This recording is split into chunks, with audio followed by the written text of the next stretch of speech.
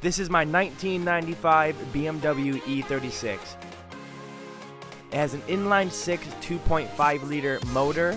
I've had this car for a little over a year now. It has BC Racing coilovers and a bucket seat. This car has been nothing but reliable and fun since I've obtained it. I hope you guys can gain some information from this video just in case you're on the market for an E36 yourself. I hope you guys enjoy and stay tuned. What is up, guys? Welcome back to the vlog. So I posted on the community page of YouTube asking you guys if you would be interested in seeing a full detailed walk around of my 1995 BMW E36, and everyone said yes. There was a lot of good feedback, so that's what I'm doing today. I hope you enjoyed that little cinematic view with that voiceover. That was the first time I ever did that, so hopefully it came out good. But yeah, you saw basically the whole car. Now I'm gonna go back over it and talk to you guys about everything that has been done, what still needs to be done, how long I've had it, how reliable it is. So I hope you guys enjoy the video. So starting under the hood, we have a inline 6 2.5 liter BMW engine, single vanos. So the first question I get asked, and I get a lot of DMs about it, is are E36s good? Are they reliable? Do they last long? Do they die? Do they have a lot of problems?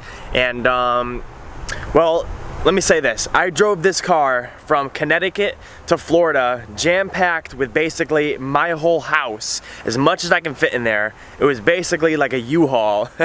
And it made it here absolutely no problem, no hiccups. So it's super reliable. In Connecticut, I did not have it registered. I just didn't have the money for it, but now that I'm in Florida, I got a good job. I'm able to do that. So it's been registered for almost a year now, about 7 to 8 months, and I absolutely love it. I enjoy driving it. If you guys remember Haggard, and you know, the beginning stages of Haggard, when I had my first E36, that was a 1997, I believe. It was a 325 IS 2-door, and I absolutely fell in love with it. Yes, I beat the out of it. I didn't take care of it. It was just a straight drift missile, but I regret that because E36s are my favorite car. The body style, the engine, how reliable they are, the sound, everything is just perfect about it, and I'm so happy I was able to acquire another one. I did trade my 90 240SX stock single cam automatic for this. If you guys know, Jimmy Oaks actually has it now, and it has an SR20 in it. I think he's going wide body. Jimmy, thank you for actually taking care of that car and you know, putting it to use and actually driving it. In my opinion, I'm glad I did it. I like E36s a lot more. Yeah, you want to say something about it? Give the audience a breakdown. So basically, this E36 can be a Dodge Challenger. It could beat a Dodge Challenger? You heard it here, guys, from Jaden himself. This car can beat a Dodge Challenger. Okay, so back under the hood, we have a cold air intake. My MAF is actually super dirty, so as you can see, it's unplugged right now. If I plug it in, it just runs horribly. And the boot that comes off the throttle body is ripped and taped. There is a few small things I have to fix. It also has a slight head gasket leak, so when I'm just putting the pedal to the ground, it drips onto the manifold and smokes a little bit. This car is super easy to do a valve cover gasket, and it's only about 30 bucks, so stay tuned for a video on that. It also has BC Racing coilovers. It has adjustable camber and dampening, and coming off those coils we have an Aero Speed strut bar. So under the hood, it's pretty stock, not much going on, but that's what keeps it reliable. So that concludes the under the hood part. Like I said, it's stock, 2.5 liter inline 6 single vano, super reliable as long as you don't beat the piss out of it. You know, I've had my days where I do, but you know, she takes it, she's due for an oil change. So starting from the front, walking to the back, you guys can take a look at the paint job. For a factory stock paint job, it's really not that bad. We do have some clear coat missing along here. We do have some rust bubbles here and there. Another one right there, but nothing too major. Going down to the rim and tires, I'm pretty sure these are E46 M3 tires, rims rather. And we got drilled and slotted rotors all the way around. If anyone knows if those are actually E46 M3 rims, let me know. I'm assuming they are, but someone told me that they're from a different a different series, but I'm not exactly sure. So if you guys can put it down in the comments and let me know what rims those are, I would appreciate that. It's not sitting too low, it's pretty conservative. I do have some speed bumps in my complex that I have to go kind of slow over because I hit the bottom of my car. It's a car from up north, so surprisingly the rust isn't that bad. I had it up on a lift at my job and looked under on the undercarriage, and the rust is very minimal. It's just some surface rust here and there, you know, a little bit on the frame rails, but nothing too crazy. If you guys remember my SR2240, it literally had a hole about the size of my head in the frame rail, so it's a big upgrade from that. Now going on to the interior. Now we are in the interior.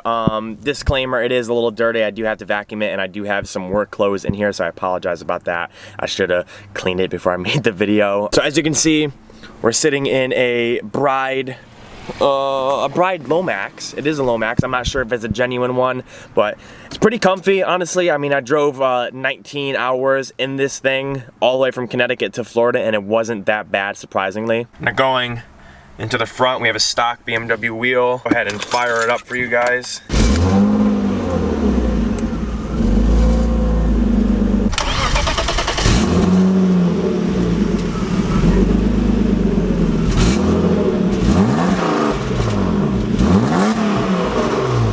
As you can see, we got no lights on the dash. The only thing we have is ABS, and I think that's traction or TPMS. I'm not exactly sure, but ABS fuse is actually unplugged. We got an aftermarket radio. I'm not exactly sure what it is, but it does work. But the speakers are not hooked up, so I gotta fix that. My favorite feature on this is the range, how many miles I have left until I'm empty. I always use that. This is a little broken in here, but I mean, nothing that can't really be fixed. I just haven't had time or money to do it. As you can see, it has M3 carpets in it. It is a little dirty. We got a stock seat on the passenger side. So on the interior, just like the exterior and under the hood, it's pretty stock.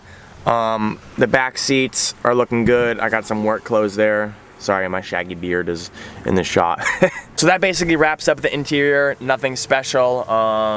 You know, very comfortable. I kind of do want to get a stock seat, just so I have the feature of going back and forth and reclining if I want to get a little more comfortable, and maybe in the future when I get another drift car, I can go ahead and throw this Bride Lomax in it. Now we're back on the outside, and we're gonna take a look in the trunk. So it's pretty dirty in the truck. In the trunk, I do have a used tire I'm gonna be putting on this side, but the lug studs are stripped on that side, hence why I gotta get new hubs and new bearings. Might as well replace the bearings if I'm doing the hub. Just got some essentials in here. We got some jumper cables, a couple interior and exterior pieces. We got a welding sleeve. That's for work when I ever do topside oil filters. But other than that, I mean, it's kind of dirty. We got the battery right there.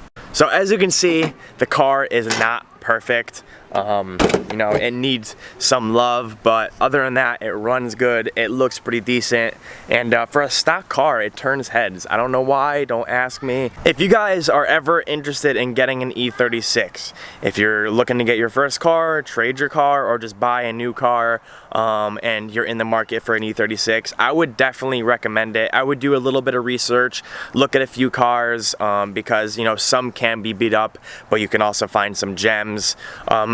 In my opinion, E36s are great. They're great daily drivers.